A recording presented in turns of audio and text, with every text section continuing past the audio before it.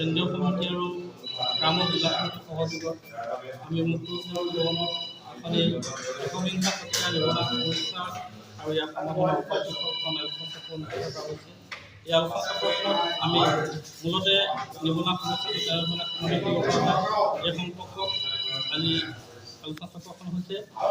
ইয়াতে আমি আমন্ত্ৰণ কৰি আনিছোঁ এৰিয়া পৰামৰ্শদাতাৰ বুলজিৎ বুঢ়াগোহাঁই, অমিতাভ বৰঠাকুৰ আৰু নিবনুৱা সমস্যা সমাধানৰ সম্পৰ্কত বিভিন্ন সময়ত বক্তব্য ৰখা জুনু বৰা, প্ৰশান্ত বাৰিষা আদি কৰি বিভিন্ন ব্যক্তিক আমি নিমন্ত্ৰণ কৰি আছোঁ। তেখেতসকলৰ জৰিয়তে আজি আমি প্ৰস্তাৱখন গ্ৰহণ কৰিছোঁ আৰু এই প্ৰস্তাৱখন অসম চৰকাৰ আৰু কেন্দ্ৰ চৰকাৰে প্ৰেৰণ কৰা ব্যৱস্থা গ্ৰহণ কৰিছোঁ।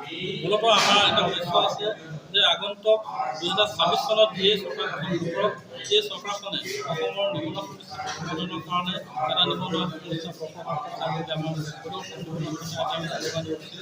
আৰু যদি আগন্তুক সময়ত নিবনুৱা সমস্যাটো সমাধান কৰাৰ ক্ষেত্ৰত যি চৰকাৰে নহওক চৰকাৰখনে ব্যৱস্থা গ্ৰহণ নকৰিলে আমি আন্দোলনৰ কাৰ্যসূচী ল'বৰ কাৰণে বাধ্য থাকিম বুলি আজিয়ে আগতীয়াকৈ নিৰ্বাচনৰ প্ৰাক্মুহূৰ্তত ইতিমধ্যে অসমৰ মুখ্যমন্ত্ৰীগৰাকীৰ নেতৃত্বত 1.5 লাখ নিবনুৱা চৰকাৰী চাকৰি দিছে। এই 1.5 লাখ নিবনুৱা চৰকাৰী চাকৰিটোৱে নিবনুৱা সমস্যাটো সমাধান নহয়। তেখেতে দাম্ভিকতাই প্ৰকাশ কৰিছে যে আমি এটকাও নোহোৱাকৈ 1.5 লাখ নিবনুৱাক আমি চাকৰি দিছোঁ। তাৰ কাৰণে আমি তেখেতক ধন্যবাদ আৰু কৃতজ্ঞতা জ্ঞাপন বিচাৰিছোঁ যে তেখেতে এটকা নোখোৱাকৈ তেওঁলোকে চাকৰি দিয়াটো সত্য আৰু তেখেতৰ এই যিটো মানে মহানুভৱতাক আমি ধন্যবাদ আৰু কৃতজ্ঞতা জ্ঞাপন কৰিছোঁ। এই কথা আমি লগে লগে আমি ক'ব বিচাৰিছোঁ যে নিবনুৱা সমস্যাটো 1.5 লাখ নিবনুৱাক চাকৰি দিলে যে নিবনুৱা সমস্যাটো সমাধান হ'ব এই কথাটো কেতিয়াও সম্ভৱ নহয়। যে 50 লক্ষ নিবনুৱা সমস্যা সমাধানৰ কাৰণে আপোনালোকে কি ব্যৱস্থা গ্ৰহণ কৰিছে? আপোনালোকে যদি আজিলৈকে তেনেধৰণৰ ব্যৱস্থা গ্ৰহণ কৰিব লাগিছিল তেনেধৰণৰ ব্যৱস্থা গ্ৰহণ কৰা আমাৰ দৃষ্টিগোচৰ হোৱা নাই, অৰ্থাৎ অসমৰ ৰাইজৰ দৃষ্টিগোচৰ হোৱা নাই। আজি অসমৰ যদি নিবনুৱা যুৱক যুৱতীয়ে অসমৰ বাহিৰৰ ৰাজ্যলৈ কৰ্মসংস্থাপনৰ কাৰণে যাবলগীয়া হৈছে, বাহিৰৰ ৰাজ্যত গৈ পেলাই মৃত্যুবৰণ কৰিবলগীয়া হৈছে, বাহিৰৰ ৰাজ্যত গৈ আনৰ দ্বাৰা মাৰপিট খাবলগীয়া হৈছে। এনে অৱস্থাত যদি অসমত আমি উদ্যোগীকৰণ ব্যৱস্থা কৰিব নোৱাৰোঁ, আমি এনে অৱস্থাত যদি অসমত থলুৱা নিবনুৱা সমস্যাৰ কাৰণে উদ্যোগ ব্যৱস্থা কৰিব নোৱাৰোঁ, যাক যদি আমি কৰিব নোৱাৰোঁ তেনেহ'লে এইখন চৰকাৰে কেনেধৰণে নিবনুৱা সমস্যা সমাধান কৰিছে? চাৰে 4টা বছৰ তেখেতসকলে নিবনুৱা সমস্যাটো সমাধান আমি উদ্যোগীকৰণৰ ক্ষেত্ৰত আমি দেখা পোৱা নাছিলোঁ। কিন্তু কেৱল এটা বস্তু দেখিছিলোঁ, তেখেতসকলে ডাঙৰ বৃহৎ কোম্পানীসমূহক মাতি আনি তেখেতসকলক আমাৰ এই মাটিসমূহ তেখেতসকলক বহিৰাগত নিবনুৱাসকলক কৰ্মসংস্থাপন দিয়াৰ ব্যৱস্থা গ্ৰহণ কৰিছে। কিন্তু অসমৰ থলুৱা নিবনুৱাক কৰ্মসংস্থাপন দিয়াৰ কোনো ধৰণৰ ব্যৱস্থা গ্ৰহণ কৰা নাই।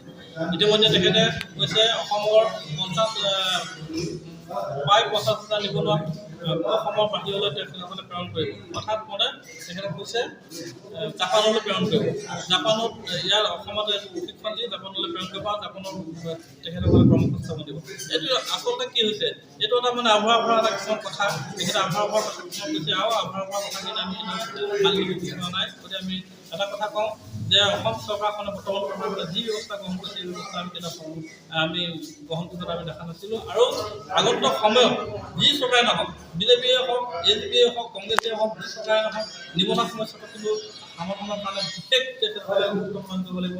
আৰু প্ৰতিটো দলক আমি আজিৰ তাৰিখত আহ্বান জনাইছোঁ যে আপোনালোকৰ কি এজেণ্ডা আছে, 26 চনৰ নিৰ্বাচনৰ কাৰণে নিবনুৱা সমস্যাটো সমাধানৰ কাৰণে কি এজেণ্ডা আছে, এজেণ্ডা প্ৰকাশ কৰক। নহ'লে কিন্তু অসমৰ নিবনুৱা সন্থাই আপোনালোকৰ বিপক্ষে যাবৰ কাৰণে প্ৰস্তুত আজি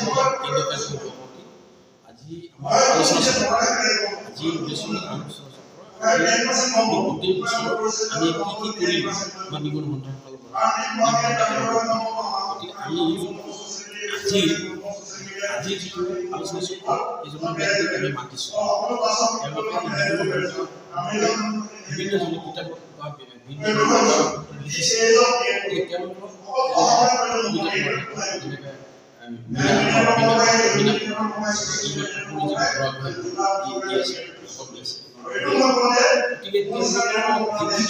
কথিত উপদেশ আমি যিটো এইকাৰণে আমি যিহেতু কেন্দ্ৰীয় চৰকাৰৰ অধীন আমি ৰাজ্যিক চৰকাৰ কেন্দ্ৰীয় চৰকাৰৰ তত্ত্বাৱধানত কেন্দ্ৰীয় চৰকাৰৰ পৰা যিখিনি অনুমোদন গতিকে আমি